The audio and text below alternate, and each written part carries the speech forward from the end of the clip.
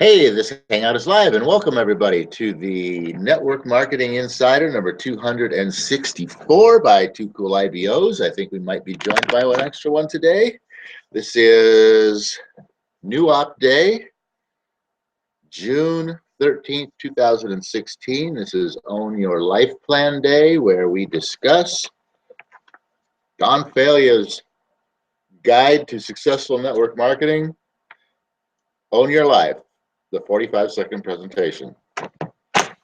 Did you know that after you take out all the time that you spend sleeping, all the time you spend working, and all the time you spend commuting back and forth to work, and then all the time you spend running around every day doing all that stuff that life demands that has to get done, at the end of the day, most people have like 1, maybe 2 hours for themselves to do the kind of things that they like to do.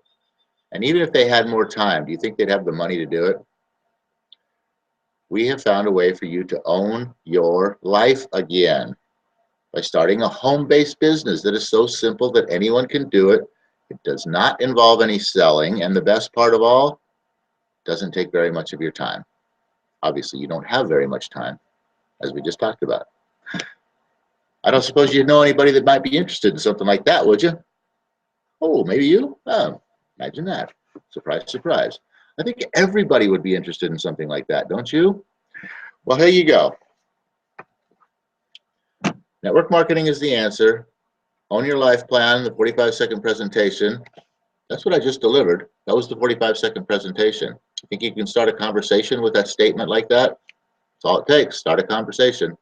And you're on your way to network marketing success. So today we are in chapter 15, which is no longer a napkin presentation. Excuse me. Seems to be a morning ritual around here. The napkin presentations, actually, there's only 10 of them, ends with chapter 11. So these are just bonus chapters, extra additional stuff in training for your network marketing, your organization building success. Chapter 15 is a big one. Important phrases and handling objections. Why is this a big one? Well, let me start this show with a reiteration, okay? People today are extremely skeptical and cynical about everything. I mean, everything, okay? The desire to doubt and object in today's world far outweighs the willingness to trust and believe. Because when one trusts, you know, when one puts himself out there to trust and believe in something, he's laying his heart and his soul on the line, right? But when one doubts and objects, hey, he can insulate himself from the pain or the possibility of pain. There may not even be any pain there, but he's going to insulate himself from the possibility of pain. That's how wussy and weak we've become in today's society. We'd rather avoid any possible pain than take any kind of a chance to put ourselves out there whatsoever. That's why people are so skeptical and cynical about everything, and the media doesn't help, trust me. So you've got to understand this fact going into any and every potential sponsor meeting. You know, their very first instinct, whether they even know it or not, or they're even thinking it or not, is going to be to find ways to reject your offer. They're probably, you know, I mean, if it's a setup meeting, they're already thinking about it before they even get there. If it's a impromptu meeting, of course, for instance, you run into somebody on the street or at a barbecue or a party or a wedding or whatever, and you know this whole thing comes up, and you bring up that 45-second presentation and you kind of start talking about it, and you just blatantly come out and say, you know, hey, what do you know about network marketing? Boom, wall goes up. And they're instantaneously looking for ways to reject Network marketing, danger. Network marketing, danger, Will Robinson. Put up the walls. Don't let them in. That's what happens. That's exactly what happens right there. And so, so like I said, their first instinct is to look for ways to reject your offer. So you need to be ready for that. But you need to be ready not to defend yourself, okay? Because you defending yourself and defending your position and all of that is only going to deepen and solidify. It's going to deepen their objection, and it's going to solidify their stance or their position against network marketing. What you need to be ready for is to make suggestions that inspire within them some alternative thinking, something that's going to, first of all, neutralize their mind away from the big, boop, boop, all the alarms and everything that are going off in their head, like I said, the robot, danger, danger, and the steel doors slamming shut and all of that. You need to neutralize that first. I mean, you just got to get that to stop, okay? And the way to do that is, as I said in the title here, throw the first punch before a no can get out. Because if you allow them to get that word no out of their mouth, you're done. You're toast. It's over. You can forget it. Move on to the next one and try again. We talked about how powerful the other person speaking is. Once they've got a no out, once they've had a chance to verbalize a no, now they're locked in. Their position is set. There's nothing you're going to do to change their mind, and you need to recognize that as well too. As soon as if somebody beats you to the punch and gets their no out before you get a chance to neutralize all the alarms and everything that's going off, your only best hope now is to go to plan B, which is, okay, let me, I can't push anything here whatsoever. I can't try to get them to say yes today. I can't try to get them to say yes today. All I can do at this point in time is just plant a few seeds and leave them alone. Maybe plant a few seeds and pour a little water on them. That's all I can do here today. Let them take them home. Let them think about them. Let them go over there and scratch the dirt around and go, look at those seeds they put in there. I wonder what they are. Let me put a little water on those and think, I wonder what he was talking about. Maybe it's not so bad. I wonder if there's something to that stuff. Maybe I should look it up on the internet. Just get them thinking. That's all you can do at this point in time. You as soon as, if they beat you to the punch with a no on the very first thing, like I said, you're done. You're not going to change their mind. You're not going to get the yes. Don't even try. Just plant some seeds and walk away. So how do you neutralize the alarm system? That's the question, right? How do you beat them to the punch? Well, first of all, obviously, you've got to be paying attention to your sponsor over here. You got to be, reading their body language, seeing what sort of facial expressions they're going to, reactions to what you're saying. Are they getting a little squeamish over there? Are they kind of sinking down in their seat? Are they getting that defensive kind of a stance? And at the right moment, when you realize that, okay, I've got them, the alarms are going off, and you want those alarms to go off, okay? You actually want them, because you're introducing, what you're doing here is you're actually talking about life, okay? You're not talking about, selling network marketing products here. You're talking about life. So you're exposing to them, for lack of a better word, the ugliness of their life, it may not be ugly, but you know what I mean? You're exposing to them the lack of everything that they don't have. That's the objective. Expose that lack, and then you want to aggravate them a little bit about it. You want to get them a little bit pissed off about the fact that they don't have the things that they want in your conversation. That's when the alarms are going off. That's when the steel doors are slamming shut. That's when, everybody's running around, battle stations and the whole shot. And that is when you need to neutralize the conversation. That's when you need to neutralize their mind. That's when you need to disarm all the negativity. You got to work it up into a frenzy and disarm it. And how you do that, a very awesome way here to do that, is when you can see, you know, they're lighting up. They're getting ready to fire off that no. You beat them to the punch with something like this. Hey, look, Joe, I can see you have doubts. Boom, right there. I can see you have doubts. I can see you have doubts. 6 words. I can see you have doubts. Right there. Let's look at the psychology of this. I don't think I'm going to get into this chapter. We're probably not going to get beyond this very first thing today because there's a lot of psychology behind this. All right? I can see you have your doubts. They're fired up.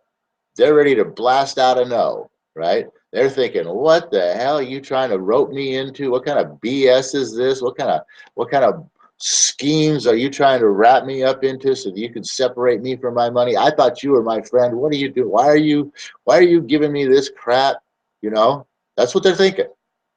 And as soon as you say, well, I can see you have your doubts, boom. Oh, wow, I can relax now. He knows. He figured it out on his own. He figured it out that he's, you know, selling me a bunch of horse poopy here.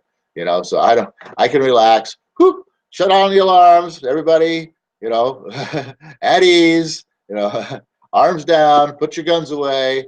You know, there's no danger here. It's all okay. He is our friend after all. He sees his own mistake.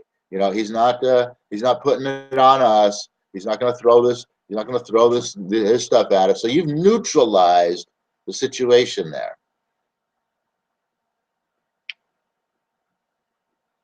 There's a whole psychology behind this stuff, guys. You introduce a problem, you work them up into a frenzy about it, get them ready on the doorstep to fire out and reject, and then you neutralize it. Now all of that stuff, all of those doubts and objections and everything that they had in their mind, you know, that was, like I said, fired up and loaded in the cannons, ready to strike, just got put away. They're back on the shelf. Everything's all right. And you did it in 6 little words. I can see you have your doubts. That's it. Now, here's the awesome part. Now, you're going to put the first yes out there. You're going to implant yes into their head. You're going to plant the seed. And by saying, I can see you have your doubts about getting involved. What I want you to understand is that if you say yes, boom, there it is. If you say yes, you say yes. He's all of a sudden he's now, if I say yes. The no has just been stomped on by putting the idea into his head that he's going to say yes. This is powerful stuff, you guys. Powerful stuff. So I can see you have your doubts about getting involved, Joe. You know, I want you to understand that if you say yes, I'll be training you. Right? So you don't want to be hesitant in this. You want these 2 sentences to kind of roll together. So, hey, look, Joe, whoa, hang on a second here.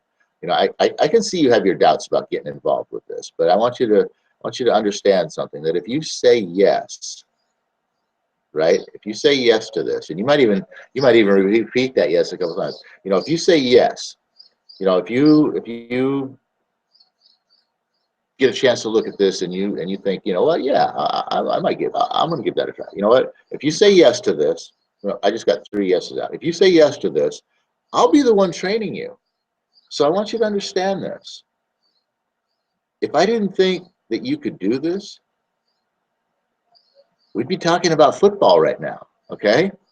I really think that you can do this. So the question that I want you to ask yourself is, why would I even want to talk to somebody? I mean, why would I even want to talk somebody into getting involved in my business if I didn't think they could do it? You know what I mean?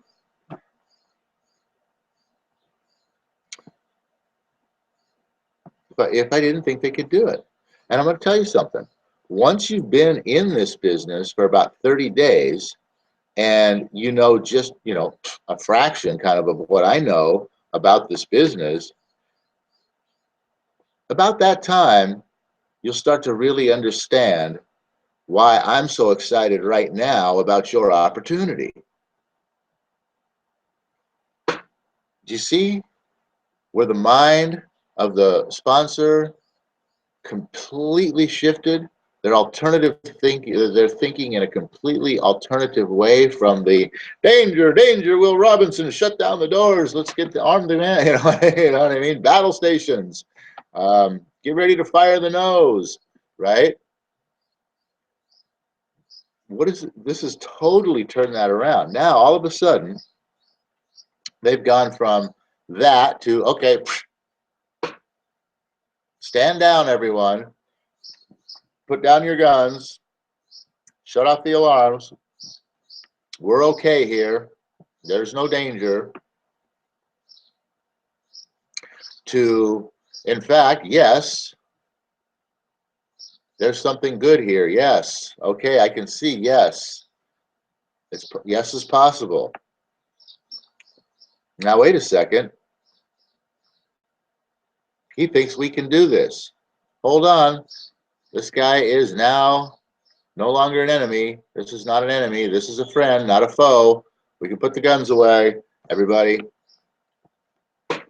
This is a friend offering to help. Let's see what they have to say.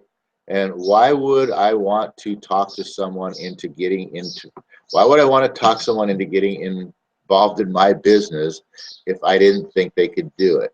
Oh, hey, he's got a point there. Can't argue that.